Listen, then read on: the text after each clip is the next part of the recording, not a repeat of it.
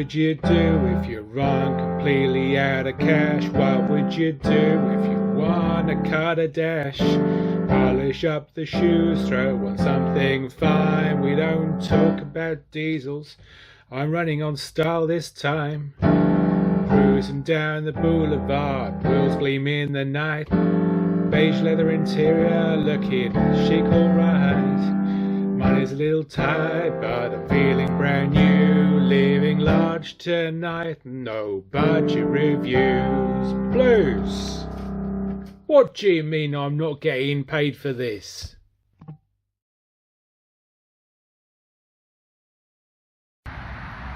Right, viewers, you can tell it's no budget reviews because I was asked to remove the number plates from this video, and if you have very basic editing software like I do, the idea that you just blur them out is not really something you entertain. So we have come up with a solution, as you can see.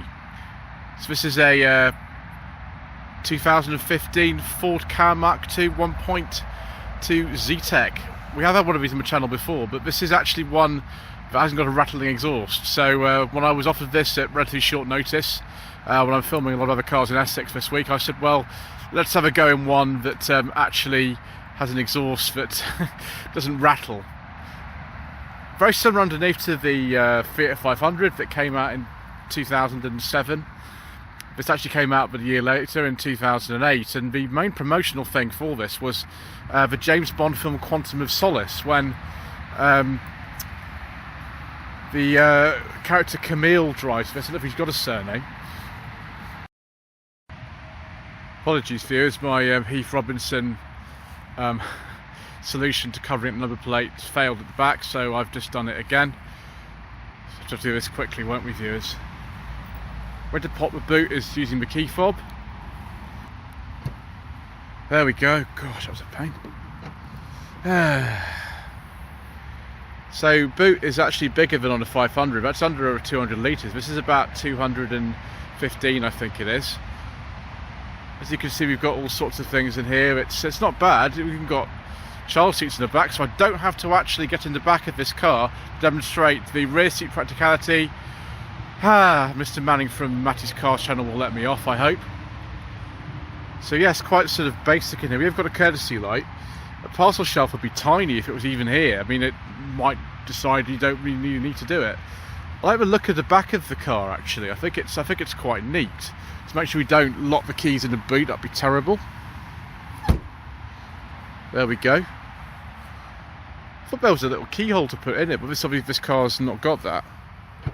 Oh, sort of a later one. Why was I being so silly? Gosh, typical, isn't it, of no budget reviews? What a terrible video. Right, I suppose we'd better get in the front. What if it's got? Oh, you have to use the key on the fuel cap. I find that really annoying on 500 actually.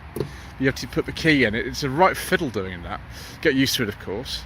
Zetec was the most popular trim for the Mark II Ka.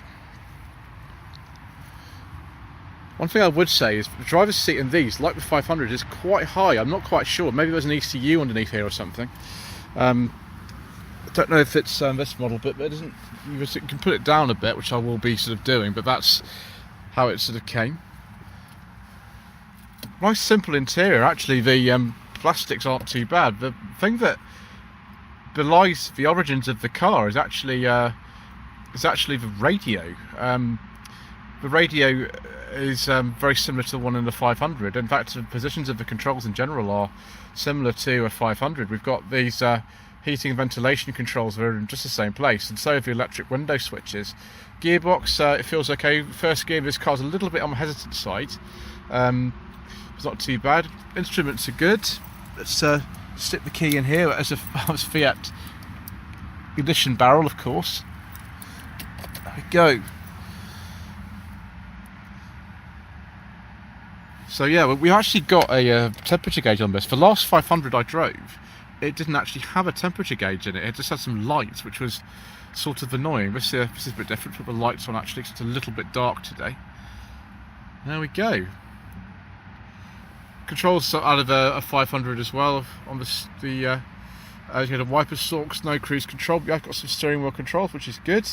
In fact, this is a neatly designed car. It does feel good. Let's just shut that door. It's a bit noisy out there. Yeah, low temperature outside. I think this car's just had some work, and I think it might need a little bit more, just because it's definitely not -10. It's a bit cold. It's not -10. The glove box is on these. It's really weird. They tend to sort of fall off like this, and there's no way we're getting the secret mission documents in there. We have to fix that. There we go. I like the interior and the door handles thing and the seats. So I think it does look quite stylish, this interior. Can't believe you can pick these up for under £1,000. I mean, this one is worth a lot more money than that. It's a very late one, it's a 15.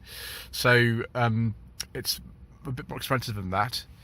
And actually, we've got a nice little USB port down there. We've got the car logo here, 12-volt socket as well. It does actually feel quite well constructed. These were made in Poland in the same factory as the 500, unsurprisingly. Yeah, I think I do prefer the interiors of this. I'm not saying the interior of 500 is bad. It's actually, in many ways, it's even more stylish than this. But I think I prefer this more sort of subtle interior, even if it's got this sort of white panel in the middle, which is body colour to the car. Yeah, it's all very logically laid out, really. The only thing I would say is the trip computer's on the end of this wiper stalk here. So if you want to sort of let's get that out of the way. If you want to sort of look through, here we go, look through the trip information. There's not much of it. You have to use the end of the wiper stalk, which I think is quite strange. But there we go, just the way we did them. And menu is here as well. I can never work out what that does actually. It doesn't seem to do an awful lot. The trip computer's what seems to happen more. That I don't really know, to be honest with you. So it's difficult to say. So I'll just move the driver's seat so you can see the room in the back. Even I'm not going to climb in because there's no way I'm going to get in the child seats in there. Give me 1 second. Right, I'm afraid it's a bit getting noisy now, viewers. You can push the seat forward to get in. It's a bit better. Do it like that. Yeah, I mean, this car's come at quite a short notice and things, so there's not been a chance to sort of clear it out or anything. Yeah, that is a problem though, because I've put the seat back and that's not in my driving position, so I'm going to have to move that again. Yeah, that's annoying, viewers. I think the 500 is similar. We get used to it, I'm sure. Nice big door bids in this, actually. Yeah, bigger than Volvo S40 anyway. There's the electric mirror switch. It's not the one on the Mark 5 Fiesta, unfortunately. I'd expect that to be like that, but it isn't. Yeah. Right, let's have a look at under the bonnet, shall we? Now, this engine says Ford Zetec on the top, but it's not a Ford engine whatsoever. It's a Fiat engine. It's actually a variant of the Fire engine, but it was introduced in the mid-1980s. In this case, it's 1242cc capacity, generating 69 horsepower. Literally yesterday, this car's had its cam belt done, and I expect to pay about £400 to £500 to have that done. It was due, I think, this is a 2015 car, so be due about now. It's 9 years old. Engine actually is not as easy to work on as you might imagine. The gentleman who did the cam belt did say that it was a bit of a restrictive job, and it does look it actually. Cam belt covers just on the left hand side near where the oil filler cap is. Apart from that, these are very, very well proven units actually. They can have problems with the engine ECUs like the Fiat 500s, and there are some other issues to be aware of. The gearboxes aren't necessarily that good in these, and the rear axles can have lots of problems, but generally they're actually not too bad. Right, let's go out for a drive, shall we?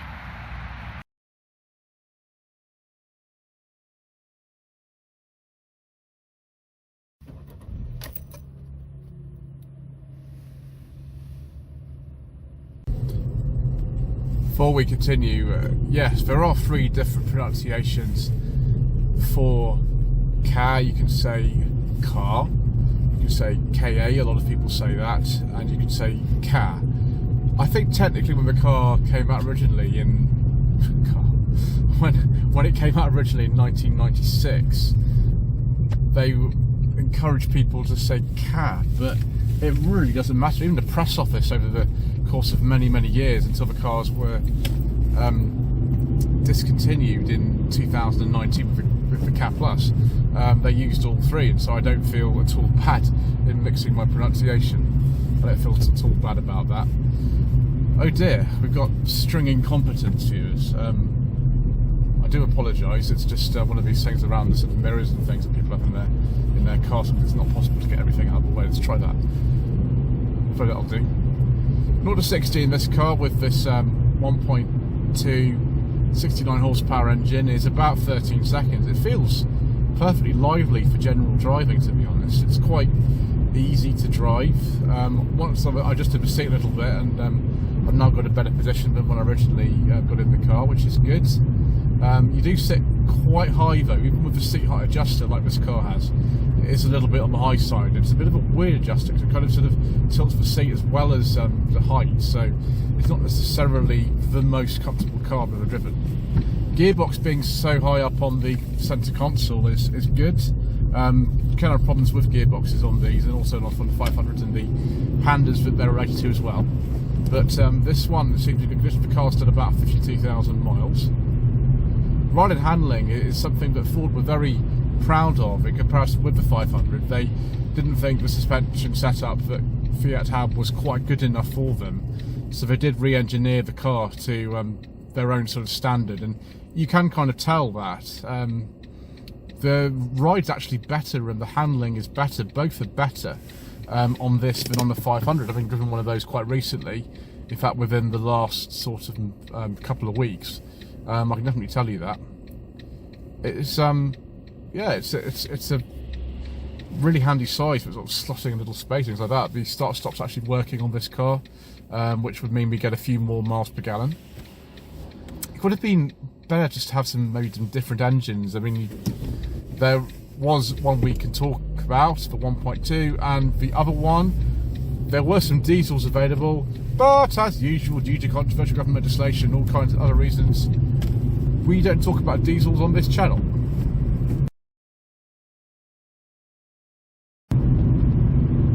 So we're on a faster road now, and yeah, very, very well behaved. The steering actually feels really good.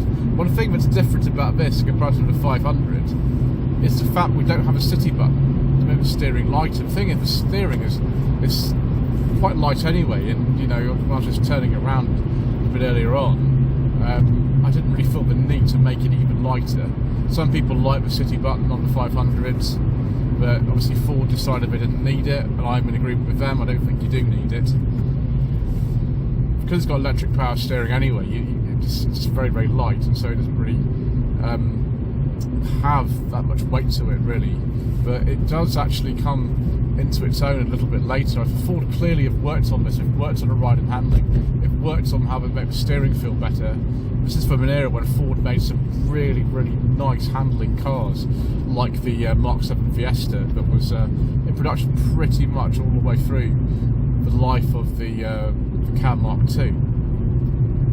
Yeah, I've enjoyed actually driving this example. I'm very grateful to a lady called Diane who was fitted me in to be able to drive this at quite short notice, and it's a very, very nice example, this car. In fact, another one just went the other way. I think that's a sporty looking one with a rear spoiler. But yeah, this Zetec one's probably got everything you need. And this is, I think, the most popular trim to these.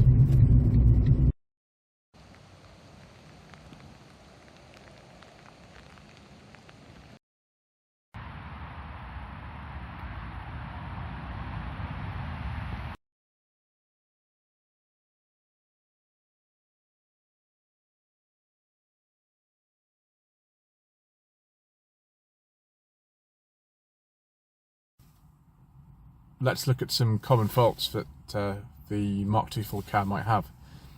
So first of all, the beam axles do tend to go, the top mounts of the suspension subframes.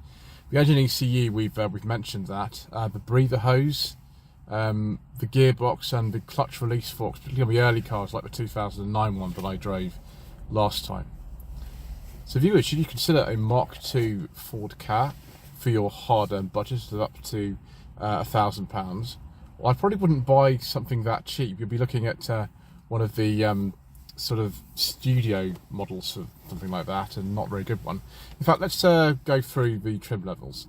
The digital, the Edge, the Grand Prix 2, the Grand Prix 3, the Metal, the Studio Connect, the Star Plus, the Tattoo Premium. I drive a Ford Ka Tattoo Premium. I am winning at life. The Titanium, which would be my choice, the Zetec Black Edition, and the Zetec White Edition. There weren't any kind of sporty models really of this. I mean, the appearance maybe some of the other ones, but no kind of extra power than this sort of 1.2. I imagine Fiat were, very protective of their Abarth brand, and so we didn't want to make this one sporty either. But it's a shame. So yeah, it's up to you really whether you prefer this or the 500. I prefer this. This is a much better drive than a 500. It has some of the same idiosyncrasies, and you've got to be aware of certain things in terms of reliability. But yeah, I don't see why this wouldn't be an excellent car for loads of people. Insurance is quite cheap on these. Anyway, thank you ever so much indeed once again for watching. Please don't forget to subscribe to the channel, like this video in the comment below, and we shall see you again very soon for some more last minute inexpensive motoring.